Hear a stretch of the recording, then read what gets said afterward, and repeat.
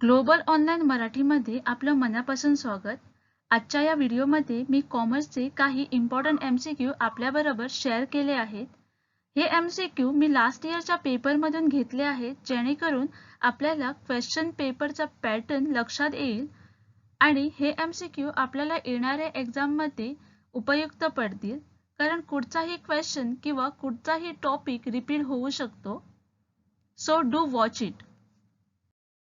आजचा लेक्चर सुरू करण्याआधी मी आपल्याला सांगू इच्छिते की ग्लोबल ऑनलाईन युनिव्हर्सिटीने आपल्यासाठी कॉमर्स फुल सिलेबस कोर्स आणला आहे, ज्याच्यात आपल्याला 25 मॉक टेस्ट भेटतील, previous year question paper test with the detail explanation भेटतील, full syllabus test, full unit notes Marathi आणि इंग्लिश अशा दोन्ही लँग्वेजमध्ये भेटतील, 200+ व्हिडिओ लेक्चर्स मराठी आणि इंग्लिश असं दोन लँग्वेजचं कॉम्बिनेशन आहे आणि पर्सनल अटेन्शन पण भेटेल.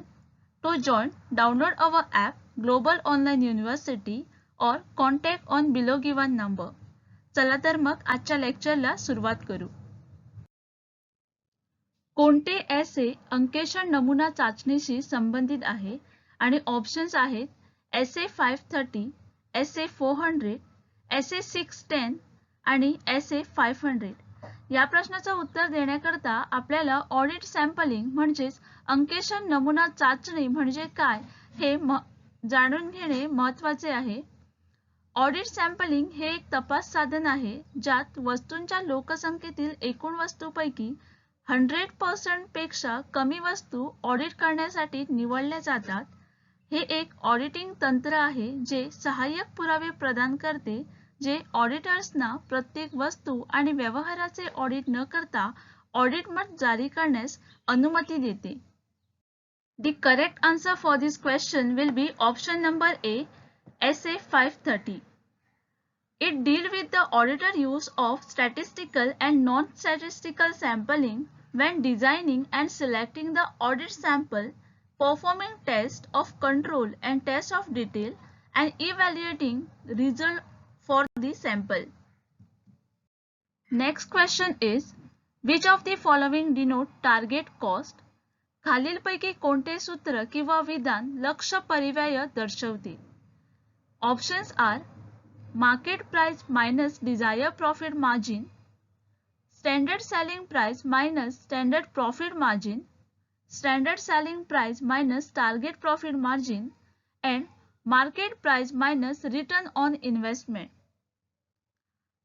टार्गेट कॉस्टिंग स्पर्धात्मक बाजार किमतीमधून अपेक्षित नफा मार्जिन वजा करून उत्पादन खर्चाचा अंदाज लावते. लक्षित किंमत स्पर्धात्मक बाजाराचा संदर्भ देते, म्हणून ती मूलभूतपणे ग्राहक केंद्रित आहे आणि नवीन उत्पादन विकासासाठी एक महत्त्वाची संकल्पना आहे. The correct answer for this question will be option number C. Standard selling price minus target profit margin denotes a target cost. The next question is, the price elasticity of demand for a addictive product like a cigarette and alcohol would be. म्हणजेच चटक लावणाऱ्या वस्तू जशा cigarette आणि मद्य यांच्या बाबतीत मागणीची किंमत लवचिकता असेल. ऑप्शन्स आहेत एकापेक्षा अधिक, एकापेक्षा कमी, अगणित आणि एक. किंमत लवचिकतेची परिपूर्ण मूल्य जितकी जास्त असेल तितकीच मागणीची किंमत संवेदनशीलता जास्त असते. तंबाखू उत्पन्नासाठी किंमत लवचिकता सहसा एकापेक्षा कमी असते किंवा तंबाखूची मागणी किंमत स्थिर असते. याचा अर्थ जेव्हा किंमत वाढते तेव्हा तंबाखूचा वापर किमतीच्या तुलनेत कमी टक्केवारीने कमी होतो. या प्रश्नाचा करेक्ट आन्सर असेल ऑप्शन नंबर बी, एकापेक्षा कमी. The next question is, which one of the following is not a contingent liability?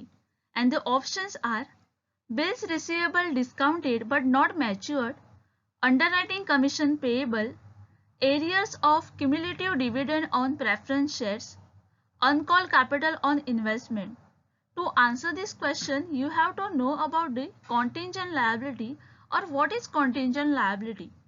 Contingent liabilities म्हणजेच आकस्मिक दायित्व हे एक उत्तरदायित्व आहे जे भविष्यातील अनिश्चित घटनेच्या परिणामावर अवलंबून असू शकते. आकस्मिकता असल्यास संभाव्य दायित्व नोंदवले जाते आणि दायित्वाची रक्कम वाजवी अंदाज लावली जाऊ शकते. कंपनी अंडररायटरद्वारे प्रदान केलेल्या सेवेसाठी अंडररायटिंग कमिशन देण्याचे काम करते. कंपनी कायद्यानुसार अंडररायटिंग कमिशन एक शेअरच्या नाममात्र मूल्याच्या 5% आणि डिबेंचरच्या बाबतीत 2.5% पेक्षा जास्त नसावे.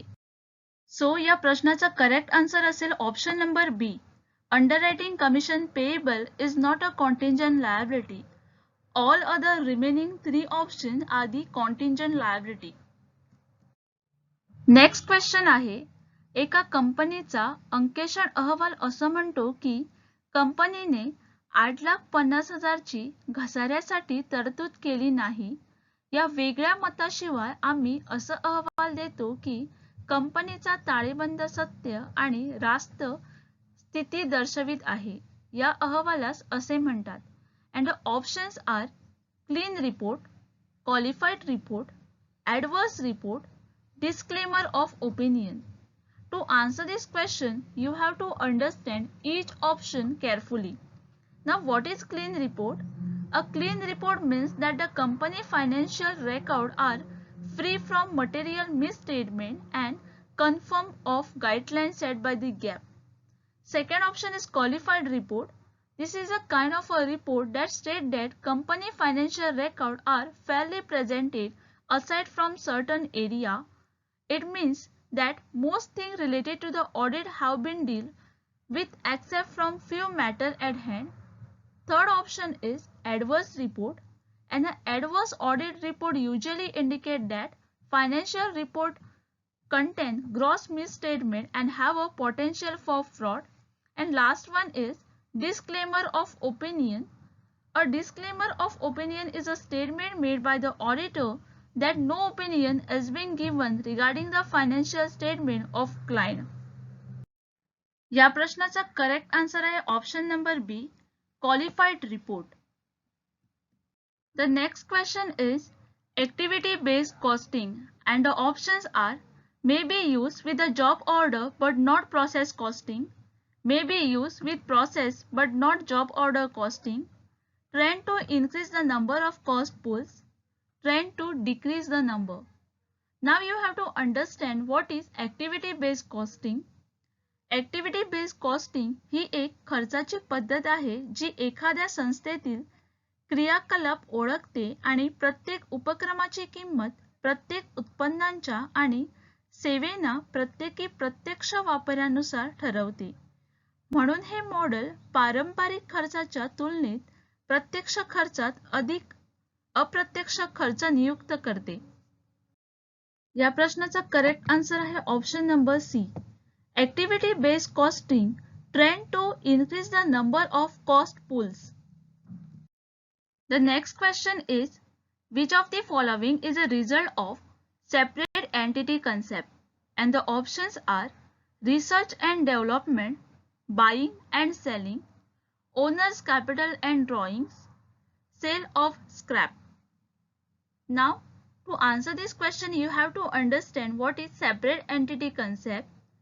स्वतंत्र अस्तित्वाची संकल्पना असे सांगते की आपण नेहमी व्यवसाय आणि त्याच्या मालकाचे व्यवहार स्वतंत्रपणे नोंदवले पाहिजेत, अन्यथा मालक एखादी वस्तू खरेदी करू शकतो आणि व्यवसायाच्या पुस्तकावर सोडू शकतो, जेव्हा प्रत्यक्षात मालक त्याला व्यक्तिगत मालकी म्हणून मानत असतो.